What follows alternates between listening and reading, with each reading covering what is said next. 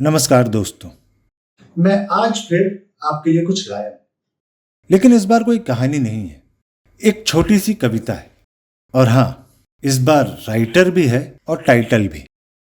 तो इस कविता का टाइटल है सुपर पावर और राइटर मैं ही हूं।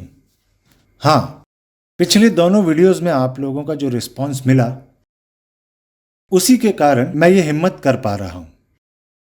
तो चलिए शुरू करते हैं।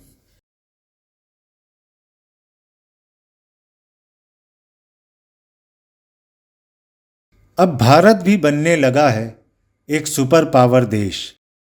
यहां भी पैदा होने लगे हैं सुपरमैन और सुपर वुमेन। हाँ, मैंने देखा है उन्हें, और उनमें अनोखी शक्तियां भी हैं। सच में वो पहनते हैं कानों में 3-4 कुंडल, गले में स्टील की जंजीरें और हाथों में भी किसी धातु के कड़े बड़े बड़े।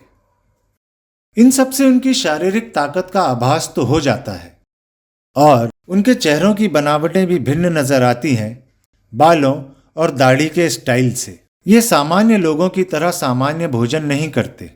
खाते हैं मैकडॉनल्ड्स और हट में, पीते हैं कोला और पेप्सी जैसे अति ताकतवादी पेय।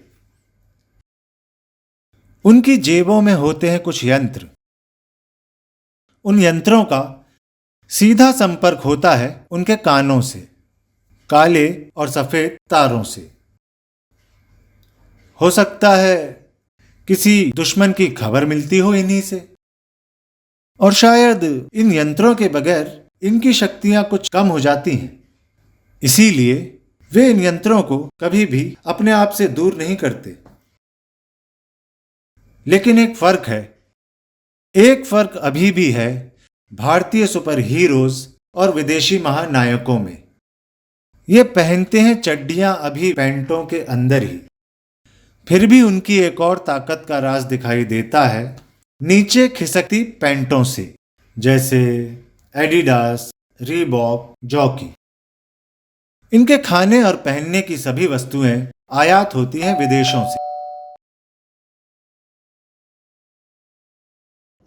हाँ, इनके खाने और पहनने की सभी वस्तुएं आयात होती हैं विदेशों से।